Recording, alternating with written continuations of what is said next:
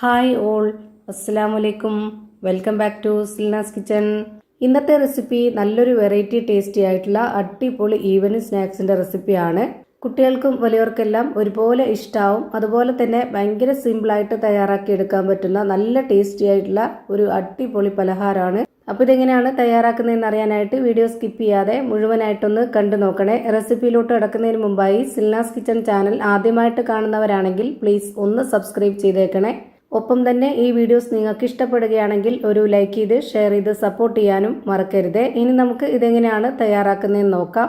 ഇതിനായി ഞാനിവിടെ 7 ക്യാരറ്റ് എടുത്തിട്ടുണ്ട്. ചെറുതായതുകൊണ്ടാണ് 7 എടുത്തിട്ടുള്ളത്. വലുതാണെന്നുണ്ടെങ്കിൽ 3 4 ഒക്കെ മതിയാവും.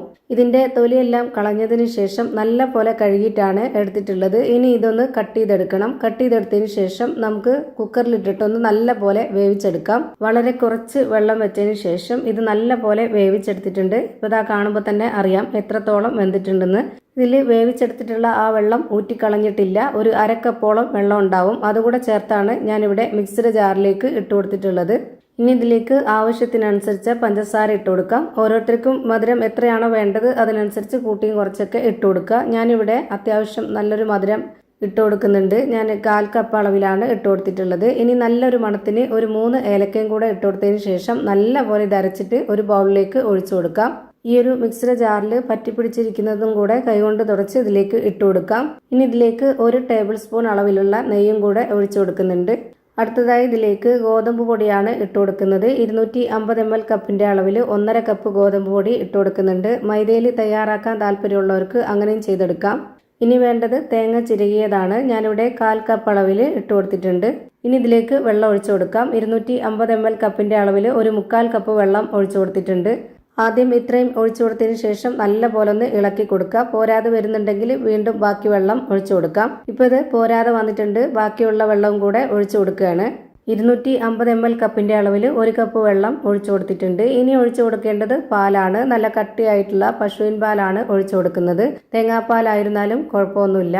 1/4 കപ്പ് പാൽ ഒഴിച്ചു കൊടുത്തതിന് ശേഷം ഇളക്കി കൊടുത്തിട്ട് വീണ്ടും ഒരു 1/4 കപ്പ് പാലും കൂടെ ഒഴിച്ചു കൊടുക്കാം. അപ്പോഴാണ് ഇതിന്റെ കറക്റ്റ് പരുവം റെഡിയായി കിട്ടുന്നത്. ഒരുപാട് അങ്ങ് ലൂസും ആവരുത് ഈ ഒരു മാവ്, അതുപോലെ ഒരുപാട് അങ്ങ് ടൈറ്റും ആവരുത്. ഞാനിപ്പോൾ ഇവിടെ ഇത് നല്ല പോലെ ഇളക്കി യോജിപ്പിച്ചെടുത്തിട്ടുണ്ട്. ഇതിന്റെ കറക്റ്റ് പരുവം ഞാനിവിടെ ഒരു കയ്യിൽ കൊണ്ട് കോരി കാണിച്ചു തരാം. ഇതാണ് ഇതിന്റെ പരുവം. മാവിന്റെ ഈ ഒരു പരുവം കറക്റ്റ് ആയിരുന്നാൽ മാത്രമേ നമ്മൾ ചുട്ടെടുക്കുന്ന ആ ഒരു പലഹാരം കറക്റ്റ് പരുവത്തിൽ കിട്ടുള്ളൂ. ഇനി ഇതുപോലെ കുറച്ച് കുഴിയുള്ള ഒരു അപ്പച്ചട്ടിയാണ് വെച്ച് കൊടുത്തിട്ടുള്ളത്. അതിലേക്ക് കുറച്ച് നെയ്യ് ഒഴിച്ചു കൊടുക്കാം. നെയ്യ് ചൂടായി വരുമ്പോൾ ഇതുപോലൊരു സ്പൂൺ അളവിൽ 1 സ്പൂൺ വെള്ള എള്ള് ഇട്ട് കൊടുക്കുന്നുണ്ട്. ഇത് നല്ല പോലെ പൊട്ടി വന്നു കഴിഞ്ഞാൽ പിന്നെ നമ്മൾ ഇതിലേക്ക് ഇട്ട് കൊടുക്കേണ്ടത് തേങ്ങാക്കൊത്താണ്. ഈ ഒരു വെള്ള എള്ളും തേങ്ങാക്കൊത്തും കൂടെ ഈ നെയ്യിൽ നന്നായിട്ട് ഒന്ന് മൂപ്പിച്ചെടുക്കാം. അപ്പോൾ നല്ലൊരു മണമാണ്. എന്നതിന് ശേഷം ഞാനിത് വേറൊരു പാത്രത്തിലേക്ക് മാറ്റുന്നുണ്ട്.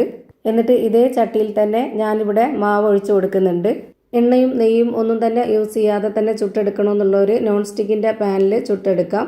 ഞാനിവിടെ നെയ്യുടെ മണം കിട്ടാനും നെയ്യ് യൂസ് ചെയ്യുന്നതുകൊണ്ടുമാണ് ഇതുപോലെ ഇരുമ്പിൻ്റെ അപ്പച്ചട്ടിയിൽ ചുട്ടെടുക്കുന്നത്. നെയ്യ് കൂടി ഉണ്ടെങ്കിലാണ് നല്ലൊരു മണവും ടേസ്റ്റും ഈ ഒരു പലഹാരത്തിന്. ഇപ്പോൾ ഇതിൻ്റെ ഒരു സൈഡ് വെന്ത് കിട്ടിയിട്ടുണ്ട്. ഇനി ഇതൊന്ന് തിരിച്ചിട്ട് കൊടുക്കാം. ആ ഒരു ഭാഗം കൂടി ഒന്ന് വെന്ത് വരട്ടെ. ഇപ്പോൾ ദാ ഈ ഒരു പരുവത്തിലാണ് ഞാൻ വേവിച്ചെടുത്തിട്ടുള്ളത്. ഇനി നമുക്ക് ഒരു കയ്യിൽ മാവും കൂടെ ഒഴിച്ചു കൊടുക്കാം. മീഡിയം ഫ്ലെയിമിൽ തന്നെ വെച്ച് കൊടുത്തിട്ട് എല്ലാം ഫ്രൈ ചെയ്തെടുക്കുക. എങ്കിലേ എല്ലാം ഒരുപോലെ കിട്ടുള്ളൂ. ഇപ്പോൾ ഒരെണ്ണം ചുട്ടെടുത്തതിന് ശേഷം വീണ്ടും ഞാൻ ഇതിലേക്ക് നെയ്യൊന്ന് സ്പ്രെഡ് ചെയ്ത് കൊടുത്തിട്ടുണ്ട്. എന്നിട്ട് ഇതിലേക്ക് ഒരു കയ്യിൽ മാവ് ഒഴിച്ചു കൊടുത്തതിന് ശേഷം അതിന് മുകളിലേക്കായിട്ട് നെയ്യിൽ മൂപ്പിച്ച് വെച്ചിരുന്ന ആ ഒരു തേങ്ങാക്കൊത്തും എള്ളും ഇട്ട് കൊടുത്തിട്ടുണ്ട്. എന്നിട്ടാണ് ഇത് വേവിച്ചെടുക്കുന്നത്. ഇപ്പോൾ ദാ തിരിച്ചും മറിച്ചിട്ട് കൊടുത്തിട്ട് ഇത് നല്ല പോലെ വേവിച്ചെടുത്തു. ഇതേപോലെ തന്നെ എല്ലാം വേവിച്ചെടുത്ത് ഒരു പാത്രത്തിലേക്ക് മാറ്റിയിട്ടുണ്ട്. നല്ല സോഫ്റ്റ് ആയിട്ടുള്ള പഞ്ഞ് പോലെ ഒരു അടിപൊളി പലഹാരമാണ്. എന്തായാലും നമ്മുടെ കുട്ടികൾക്കൊക്കെ ഇഷ്ടമാവും. വീട്ടിൽ വരുന്ന ഗസ്റ്റുകൾക്കാണെന്നുണ്ടെങ്കിലും നല്ല ഇഷ്ടമാവും. അപ്പോൾ ഇത്രയേ ഉള്ളൂ ഇന്നത്തെ വീഡിയോ ഇഷ്ടമായാൽ ലൈക്ക് ചെയ്യാനും കമൻറ്റ് ചെയ്യാനും ഷെയർ ചെയ്യാനും മറക്കരുത്. അതുപോലെ തന്നെ ഞാനിടുന്ന പുതിയ വീഡിയോസ് നോട്ടിഫിക്കേഷനായിട്ട് കിട്ടുന്നതിന് വേണ്ടി സബ്സ്ക്രൈബ് ചെയ്ത് ബെല്ലൈക്കൺ അമർത്തി അതിൽ ഓൾ എന്ന ഓപ്ഷൻ എനേബിൾ ചെയ്ത് കൊടുക്കാനും മറക്കരുത്. പുതിയൊരു വീഡിയോയുമായി വീണ്ടും വരും. Thank you for watching.